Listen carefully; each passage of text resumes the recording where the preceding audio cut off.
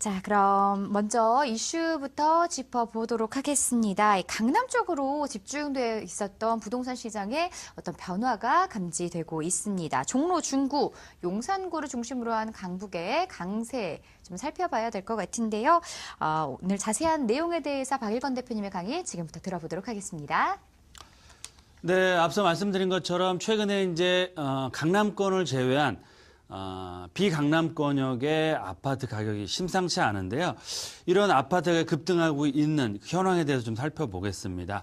올해 들어서 비강남권역의 아파트 전체적으로 10%가 넘는 가격 상승폭을 보이고 있고요. 최근에 박원순 시장이 용산권과 여의도권역을 통으로 개발하겠다는 그런 얘기를 함으로 해서 가격 상승폭이 굉장히 가파라지고 있고요. 여러 가지 강북권, 도심권, 부도심권을 그런 인프라를 획기적으로 증가시킬 수 있는 여러 가지 개발 계획들이 나오고 있습니다. 경전철, 재건축, 재개발 사업들, 도시환경 정비 사업 여러 가지 개발 사업들이 나오고 있고요. 특히 그 중에서도 마포권역, 그리고 성동구, 그리고 동작구권역의 아파트 상승폭이 굉장히 크다라고 말씀을 드리겠고요. 이런 아파트 가격이 왜 상승을 할까? 자세히 살펴보면은요, 한 세 가지 정도로 요약해 볼 수 있습니다. 첫 번째로는 심리 자체가 굉장히 위축돼 있다가 다시 매수세로 전환되고 있다라고 보시면 좋을 것 같은데요. 작년에 파리 대책이 나온 후에 강력한 규제 정책이 나왔습니다. 그래서 투자자분들 집값이 떨어지겠다라고 판단을 많이 하시고요. 매수를 보류하시고 집값이 떨어지면 사야지라고 기다리셨는데요. 웬걸 집값이 안 떨어지죠. 오히려 올라가다 보니까 안 되겠다 싶어서 비강남권, 특히 이제 실거주자분들이 매수세로 전환되기 때문에 이런 가격 상승폭이 굉장히 커지고 있다라고 보시면 좋을 것 같고요.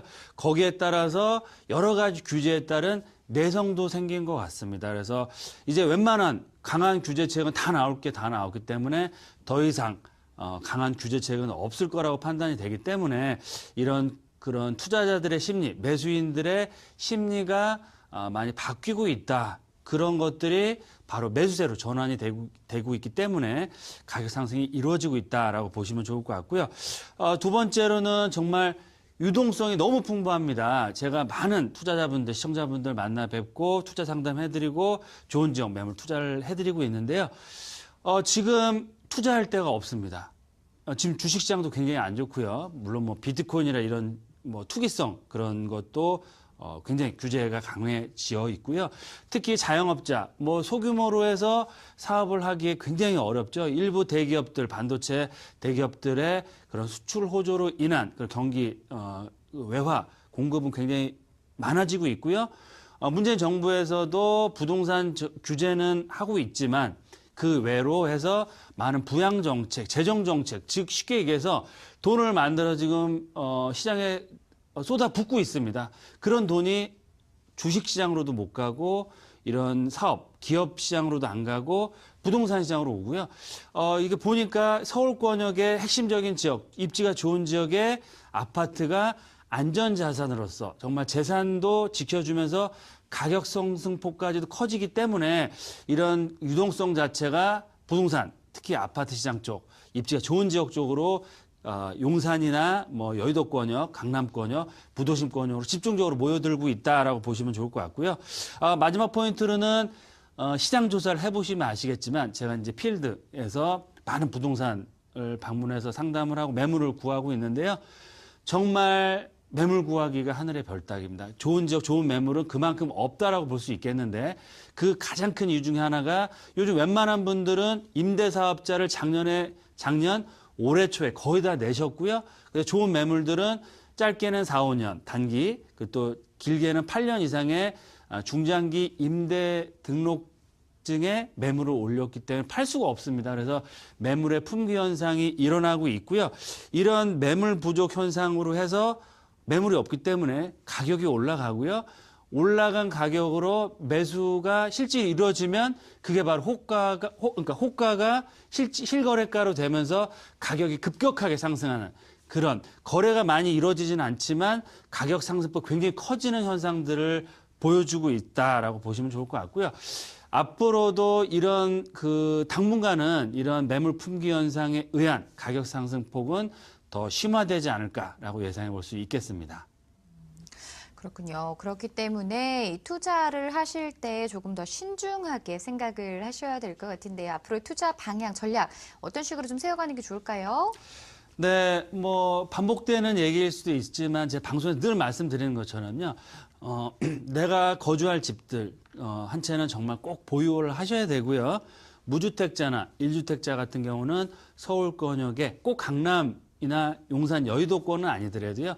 본인의 실거주 차원에서 살기 좋은 곳 그리고 가급적 투자 가치가 있는 개발 호재까지 받쳐주는 지역 쪽으로 해서 지금이라도 투자에 나서시는 게 좋다라고 말씀을 드릴 수 있겠고요.